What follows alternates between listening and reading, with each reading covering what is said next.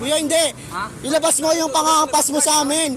Hindi, aambahan mo na nga kami, kuya, ng panghampas eh. What is up mga kachaw? Another good day. And for today's reaction video, papanoorin naman natin at magre-react tayo sa isang kumakalat na video kung saan isang medyo may edad ng Grab driver yata ito na kinukuhaan or kasama ng kanyang pasahero dahil papaluin daw niya itong mga ito. Galit na galit yung kumukuha mga kachaw. Panoorin natin, tingnan natin kung anong nangyari talaga. Samahan niyo ako. Let's go. Come on, let's get started here on Iron Poets.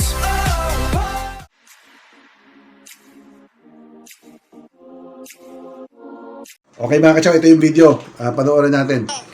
Mali yung sinasabi mo na hampasin mo kami. Tapos may, papakita ko yung... Ay no, galit na galit papakita ko, yung kuya. pasahero. Kuya, Yan. open mo. Hindi, open. Binok namin yan eh. Anong bawal? Fortune ng matanda to eh. Gusto niya may pakita yung pamalo. Yung panghampas mo sa amin. Yung panghampas mo sa amin. Hindi. Yes. Yes, partner ako. Yes, partner ako. I have rights. Sana yung kasama niya. He has rights daw. Kuya, hindi. Ilabas mo yung panghampas mo sa amin. Hindi, aambahan mo na nga kami, kuya, ng panghampas eh. So yun yung... Kuya, hampasin mo kami, kuya eh. Hampasin mo kami na panghampas kanina. Kahit dito naman. medyo na humina yung audio dito pero parang sabi nung Grab driver na matanda, tinamaan ka ba? Sabi. Kuya, kuya, mali ka. Ikaw ang mali, matatalo ka, kuya. Hindi, ipakita mo yung mga pinangahampas mo, kuya, panghampas mo sana sa amin. Yan, hindi niya pinapasalita yung driver. Panghampas ng Eh. aso, pero panghampas mo sa amin. Panghampas daw ng aso yun, sabi ng driver, panghampas ng aso. Hindi ka nagugulo, kuya. Paano nagugulo? Hindi, kuya, ngayon, hindi, pumunta tayong presinto ngayon para magkaayos sa'yo. Ano yung gas? Hindi, kuya. Hinahamon na siya na pumunta daw ng Natatakot presinto. ka na, kuya, kasi hampasin mo kami. Pagkaso Kuya, hampasin Yun mo yung kami. pinagpipilitan ng pasahero. Yes, I have rights. Hampasin daw niya. Yes. He has rights. sa akin. Marami. Ano? Mapapansin niyo dito yung gwardiya, awat na. Illegal cooking? Yeah, hindi. Anong illegal cooking? Ano ka, hindi. Inaawat na sila ng gwardiya. Yung gwardiya, pinasakay na yung matanda sa kotse at pinapaalis na. Alam niyo yan, kuya, guide kayo. Guide kayo, kuya. Hindi ako makipaglaban. Sabi ng gwardiya, labas kami, wala kami alam dyan kasi Ngayon, parang dinadamay siya ng uploader. Hindi, hampasin mo. Hindi, hampasin na kami, kuya eh. Hindi lang na video, hampasin na kami. Hampasin na kami, kuya. Hampasin na kami ng panghampas. Hampasin daw sila ng Hindi naman panghampas. sila, may nakita lang nila, kuya, na may hawak yung lalaki. Na may hawak yung driver. Nakita lang nila may hawak yung driver. Ayun niya mga katsado. So, pinaalis na ng gwardiya si Manong driver. Pinagpipilitan ng uploader na hampasin mo kami. So, ang tanong, ano ba talaga nangyari sa sitwasyong ito? Ngayon, isa sa mga nag-comment, mga katsaw, yung anak ng mismo driver, nag-comment siya doon sa pag-post ng uploader na ito. Basahin natin yung kanyang comment. Tara, samahan niyo ako. Okay, ang sabi nung anak, mga katsaw, magandang araw po. Tatay ko po yan. Nasa video nyo. Ngayon lang namin nalaman na may ganyang pangyayari. Kung di pa namin napanood yung in-upload nyo. Ang sabi ng tatay ko, nung tinawagan namin para ipaalam yung in-upload yung video, sabi ng tatay niya, hayaan na. Sabi, hayaan nyo na, mga lasing lang yan. Ang nangyari daw po, base sa kwento ng tatay ko, may dalawang pasahero siya na yung nag-book sa kanya na kaibigan siguro nitong uploader, sumakay na sa backseat ng sasakyan. Tapos itong si uploader, naiwan sa labas. Tapos nung papaanda rin na ni Papa yung sasakyan, nagsabi yung dalawang pasahero kay Papa na ilak na yung pinto at wag nang pasakayin si uploader.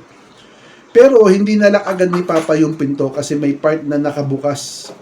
Siguro may nakabukas pang pinto so hindi nag-lock. Tapos itong si uploader nakisakay din sa sasakyan at pilit pinapababa ng dalawang pasahero ni Papa na parang nanggugulo. Dahil naman daw dapat siya kasama. So si uploader daw parang pumipilit siya sasakay. Nataranta si Papa dahil di niya alam kung anong nangyayari. Doon nagsalita si Papa na kung hindi bababa, papaluin kita. Okay. Dahil ayaw daw bumaba ng tao na yan, yung uploader. Pinatay na ni Papa yung makina ng sasakyan at siya na yung unang bumaba at nagtawag ng guard para sawayin sila. Tama yun. Tama yung ginawa ni Manong Driver. Sa ilang taon niyang Grab driver with 5-star reviews, ngayon lang si Papa naka-encounter ng ganyang pangyayari. Maayos na nagtatrabaho para sa pamilya, nadamay pa sa ganyang pangyayari na hindi naman daw niya gusto. Sa uploader ng video na ito, huwag po kayong mag-alala dahil gagawa kami ng legal actions para malaman kung may maling ginawa ang tatay ko sa inyo. Or kung gusto nyo mag-file ng reklamo, kontakin nyo po ako. Willing kaming makipag-cooperate sa inyo. At para doon sa pasahero ni Papa na nag-book sa kanya, please, magsalita din kayo sa totoong nangyari kung bakit umabot sa ganyan. Makikita nyo sa video, side niya lang yung mapapakinggan kasi nga hindi pinagsasalita ng uploader si Manong Driver eh. Paano naman yung umpisang nangyari bago umabot sa ganyan? Yung about sa pamalo na sinabi ng uploader, protector tint lang yun ng windshield ni Papa na nakaroll. Siguro nabigla lang din siya, sagot niya na pamalo sa aso namin dahil sa taranta niya. Pero sa totoo lang, wala pang nasaktan na kahit sino yan, kahit pahayop. Yun yung sabi nung anak mismo nung TNVS driver o yung Grab driver. Ngayon, sumagot din yung ito siguro yung kasama niyang pasahero, yung uploader. Sabi naman niya, ito ang pangalan niya is EJ Fuentes. Basahin natin yung kanyang sagot. Sabi naman ni EJ Fuentes, saksi ako sa lahat ng nangyari dahil andyan ako. Masasabi ko lang may mali din si Kuya Driver. Kasi una pa lang, pinagsabihan ko siya na kuya, ako na kasi yung friend ko, kinuha niya yung phone niya sa jowa niya. Medyo magulo yung part na yon. Pero si Kuya Driver, galit na galit din agad. Hampasin niya daw kami. Ganun agad ang eksena. Ganun agad eksena niya, una pa lang. Kaya yung isa parang nagalit na rin.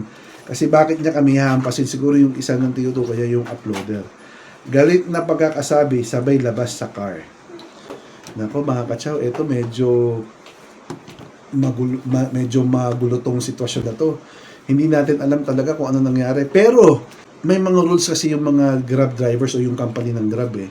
Hindi siguro basta-basta pwede mamalo yung driver. Pero alam niyo naman mga kachaw, no, ang dami nangyayaring masama sa mga driver ngayon ng Grab, ng Angkas, ng Joyride, di ba? Madalas hold up. Baka si tatay natakot din na kung anong mangyari. So, instinct na self-defense, matanda na siya eh. Kumuha siya ng pamalo. Na, mukhang pamalo daw. Sabi ng anak, yung tint roll yun eh. Alam niyo ba yung tint roll window? Yung gano'n, yung parang nagiging stick. Tapos pag hinila nyo, may film siya pang ano ng tint. Yun lang daw ang kinuha ng tatay niya, sabi. May picture naman na kumakalat na meron talaga siyang parang arnis. So, malabo talaga at hindi natin alam kung ano nangyari. Ngayon, kung sakaling lasing tong mga to, hindi nyo masisisi si tatay sa kanyang aksyon na ginawa. No? So, sana naman ay maayos at again, sa mga pasahero ng Grab, ng Joyride, konting lamig ng ulo. Siyempre, mainit pa yung mga hold-upper. Tsaka yung mga talagang pumapas lang ng mga ating mga mahal na Grab drivers at tsaka mga angkas riders na yan. So, medyo defensive talaga ngayon mga riders, especially matatanda na. Sana magkaunawan ng lahat. Anyway, kung nagustuhan yung ating episode for today, don't forget to subscribe to my channel. Tingnan notification bell, bigyan mo na rin ako ng thumbs up.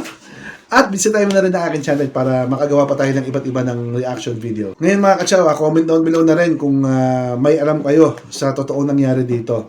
Anyway, maraming salamat sa panonood mga katsaw. Stay safe! Ciao! Ayan po! Yeah! Tara na't mag-enjoy! Angat sa ating new hype, a vibrant new joy.